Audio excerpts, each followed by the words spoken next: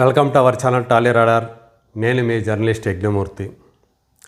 SSMB 29 cinema ప్రస్తుతం దాని update ఏంటి, దాని షూటింగ్ షెడ్యూల్స్ ఏమన్నా కొత్తగా డిజైన్ చేశారా, ప్లాన్ చేశారా అనేటువంటి ఆసక్తి ఇప్పుడు మహేష్ అభిమానుల్లో, రాజమౌళి అభిమానుల్లో కనిపిస్తూ ఉంది.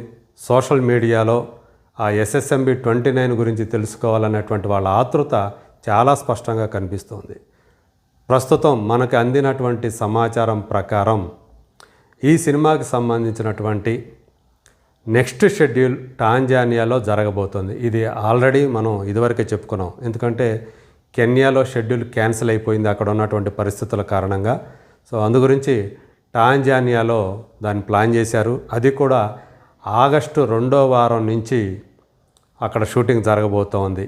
అతి త్వరలోనే సినిమా యూనిట్ అక్కడికి బయలుదేరి వెళ్ళబోతుంది. కాకపోతే ఆగస్టు 9వ తేదీ మహేష్ పుట్టినరోజు. మరి ఆ పుట్టినరోజుని హైదరాబాద్లో సెలబ్రేట్ చేసుకున్న తర్వాత బయలుదేరతారా, లేదా అక్కడికి వెళ్ళిన తర్వాత మహేష్ బర్త్డేని అక్కడ సెలబ్రేట్ చేస్తారా అనే విషయం మాత్రం ఇంకా మనకి స్పష్టం కావాల్సి ఉంది. సో అది కూడా త్వరలోనే మనకు తెలుస్తుంది. ప్రస్తుతానికి షూటింగ్ షెడ్యూల్కి సంబంధించినటువంటి అప్డేట్ అది. సో మరి అక్కడ టాంజానియాలో ఏం ప్లాన్ చేయబోతున్నాడు జక్కన్న అంటే, అక్కడ ఒక భారీ యాక్షన్ సీక్వెన్స్ని ఆయన ప్లాన్ చేసినట్టుగా మనకి సమాచారం అందుతుంది. సో దానికి సంబంధించినటువంటి రిహార్సల్స్ ఇప్పుడు హైదరాబాద్లో ఉన్నటువంటి అల్యూమినియం ఫ్యాక్టరీలో నడుస్తూ ఉంది. ఆ రిహార్సల్స్ అన్ని సంబంధించినటువంటి పనులన్నీ కూడా ఫైట్ మాస్టర్ కింగ్ సాల్మన్ ఆధ్వర్యంలో దాదాపు 100 మంది ఫైటర్లు కానివ్వండి, జూనియర్ ఆర్టిస్టులు కానీ వీళ్ళతోటి ఆ రిహార్సల్స్ జరుగుతూ ఉన్నాయని చెప్పేసి మనకు సమాచారం అందుతుంది. సో పకడ్బందీగా అన్ని రకాల సేఫ్టీ మెజర్మెంట్స్ తీసుకొని దానికి తగ్గట్లుగా ఆ ఫైట్ సీక్వెన్స్ చేయాలి కాబట్టి ముందుగానే ఫైట్ మాస్టర్ ఆధ్వర్యంలో ఈ యాక్షన్ సీక్వెన్స్ల రిహార్సల్స్ జరుగుతున్నాయనేది మనకు అందుతున్నటువంటి సమాచారం. అలాగే ఇంకొక అప్డేట్ కూడా, ఒక ఆసక్తికరమైన అప్డేట్ కూడా మనకి వినిపిస్తూ ఉంది. అదేంటంటే ఈ సినిమాకి సంబంధించినటువంటి మ్యూజిక్ కంపోజిషన్స్. సో ప్రస్తుతం అవి రాజమౌళికి చెందినటువంటి ఫామ్ హౌస్లో ఎంఎం కీరవాణి ఆధ్వర్యంలో ఆ పాటల కంపోజింగ్ అనేది జరుగుతూ ఉంది. మ్యూజిక్ కేవలం సిట్టింగ్స్ మాత్రమే కాదు, ఎస్ఎస్ రాజమౌళి కూడా పక్కన ఉండి తనకు కావలసినటువంటి, తనకు నచ్చినటువంటి ఆ ట్యూన్స్ని ఎంపిక చేసుకొని వాటిని కంపోజిషన్ చేస్తున్నట్లుగా మనకు తెలుస్తూ ఉంది.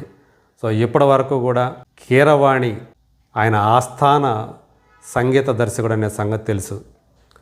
పైగా ఏంటంటే ఇద్దరు కూడా కజిన్స్ అయినప్పటికీ కూడా సొంత అన్నదమ్ముల మాదిరిగా ఒకే తల్లి కడుపున పుట్టినటువంటి పిల్లలు ఎలా ఉంటారో, తోబుట్టువులు ఎలా ఉంటారో అంత సాన్నిహిత్యం ఆ ఇద్దరి మధ్య ఉంది. సొంత అన్నదమ్ముల లాగానే మెలుగుతూ ఉంటారు. అన్నయ్య అంటే రాజమౌళికి ఎంతో గౌరవం, ఎంతో ప్రేమ, ఎంతో అభిమానం. అలాగే తమ్ముడు అంటే కీరవాణికి కూడా అంతే. ఎప్పుడో రిటైర్మెంట్ ప్రకటించేసినటువంటి కీరవాణి కేవలం తమ్ముడు కోసమే మళ్ళీ ఆ కీబోర్డ్ని పట్టుకొని కంటిన్యూ అవుతూ ఉన్నాడు. మధ్య మధ్యలో వేరే వేరే సినిమాలకు పనిచేస్తూ ఉన్నాడు. కానీ ఎక్కువగా ఆయన కాన్సన్ట్రేషన్ అంతా కూడా రాజమౌళి సినిమాలకి ఇచ్చేటువంటి ఆ పాటల మీద, అలాగే వాటి బ్యాక్గ్రౌండ్ స్కోర్ మీదే ఉంటుంది. అలా RRR సినిమాకి ఆయన ఇచ్చినటువంటి ఆ మ్యూజిక్ ఆస్కార్ లెవెల్కి వెళ్ళటం మనం చూసాం. ఆస్కార్ అవార్డుని సాధించడం మనం చూసాం. అంటే ఒక తెలుగువాడు సగర్వంగా, తెలుగువాడికి తెలుగు సినిమాతోటి ఆస్కార్ అవార్డు అనేది ఎప్పటికైనా సాధ్యమేనా అని అందరూ కూడా భావిస్తున్న సమయంలో అది ఒక డ్రీమ్, నెరవేరని కలగా చాలామంది భావిస్తూ ఉంటారు ఆస్కార్ అవార్డు రావడం అనేది. అలాంటిది సుసాధ్యం చేసినటువంటి సంగీత దర్శకుడిగా ఎంఎం కీరవాణి పేరు చరిత్రలో చిరస్థాయిగా నిలిచిపోతుంది. ఇప్పుడు ఎస్ఎస్ఎంబి 29కి సంబంధించి ఆయన ఒక గొప్ప సంగీత స్వరాల్ని సృష్టించేందుకు ఆయన కసరత్తులు చేస్తున్నాడు. ఆ కంపోజిషన్స్ ప్రస్తుతం జరుగుతూ ఉన్నాయి. ఇక మహేష్ బాబు గుంటూరు కారం తర్వాత తను ఈ సినిమా కోసం SSMB 29 కోసమే దాదాపు 3 నుంచి 4 సంవత్సరాల పాటు సమయాన్ని కేటాయించాడు. సో జక్కన్న తోట అంటే మాటలు కాదు, హీరోల్ని ఆయన ఎలా కష్టపెడతాడు శారీరకంగా కానివ్వండి లేదా మరే విధంగా కానివ్వండి, టైం అనేది సో ఆయనకు అంతా ఇచ్చేయాలి. సో అటు శారీరకంగా మాత్రమే కాదు, ఇంకొక రకంగా అంటే ఈ టైం గురించి కూడా, ఆ టైంనంతా కూడా ఆయనే లాగేసుకుంటాడు. ఆయనకి ఎప్పుడూ కూడా అందుబాటులో ఉండేట్లుగా చూసుకుంటాడు. ఎవరైనా సరే, హీరోలైనా సరే, మిగతా టెక్నీషియన్స్ అయినా సరే. సో అలా ఇప్పుడు మహేష్ బాబు జక్కన్న కోసం ఆ 4 సంవత్సరాల కాలాన్ని కేటాయించడం అనేది, సో ఇప్పటి వరకు కూడా అతను పనిచేసినటువంటి దర్శకుల సంగతి వేరు, జక్కన్న సంగతి వేరు. మహేష్ కూడా రాజమౌళికి ఎలా కావాలంటే అలా తనను తాను మలుచుకుంటున్నాడు. తన శరీరాకృతిని అలాగే మలుచుకున్నాడు. అలాగే తన హెయిర్ స్టైల్ని మార్చేశాడు. మొత్తం తన ఆహార్యాన్నే, అంటే తన లుక్నే ఈ సినిమా కోసం పూర్తిగా మార్చేసుకున్నాడు. సో ఆయన సరసన ప్రియాంక చోప్రా హీరోయిన్గా నటిస్తుంది. గ్లోబల్ స్టార్గా ఇవాళ ప్రియాంక చోప్రాకి ఉన్నటువంటి ఇమేజ్ SSMB 29కి గ్లోబల్ లెవెల్లో బాగా ఉపయోగపడుతుంది అని నమ్మే ఆమెను ఈ సినిమా కోసం ఎంచుకున్నాడు జక్కన్న. అలాగే పృథ్వీరాజ్ సుకుమారన్, సో తను ఈ మధ్య సలార్ సినిమాలో ప్రభాస్ స్నేహితుడిగా చేసినటువంటి క్యారెక్టర్, ఆయన పర్ఫార్మెన్స్ ఆ సినిమాకి ప్లస్లో ఒకటిగా మారిందని చెప్పేసి మనం చెప్పుకోవచ్చు. అలాగే తనలో ఒక దర్శకుడు కూడా ఉన్నాడు.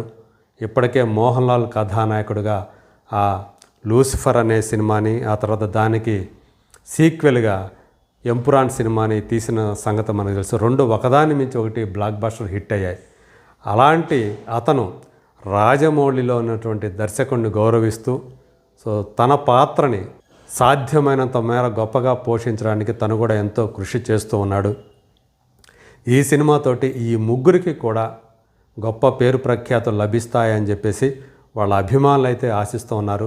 మహేష్ అయితే ఆయన కెరీర్లోనే కాదు, టాలీవుడ్ హిస్టరీలోనే నిలిచిపోయేటువంటి ఒక సినిమాని చేస్తున్నాడు అని చెప్పేసి ఇండస్ట్రీ ఇన్సైడర్స్ చెప్తున్నటువంటి మాట.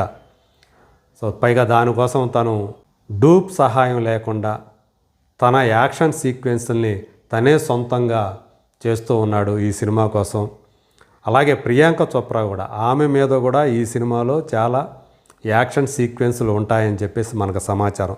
ఇప్పటిదాకా ఆమె గ్లోబల్ లెవెల్లో, అంటే హాలీవుడ్ సినిమాల్లో చేసిన పాత్రలు కానివ్వండి, వెబ్ సిరీస్లో చేసినవి కానివ్వండి, యాక్షన్ ఓరియంటెడ్ క్యారెక్టర్లే కావటం వల్ల ఆమె ఈ సినిమాలో యాక్షన్ ఇమేజ్ని మరింతగా ఈ సినిమాకి జోడిస్తూ ఉందని చెప్పేసి చెప్తూ ఉన్నారు.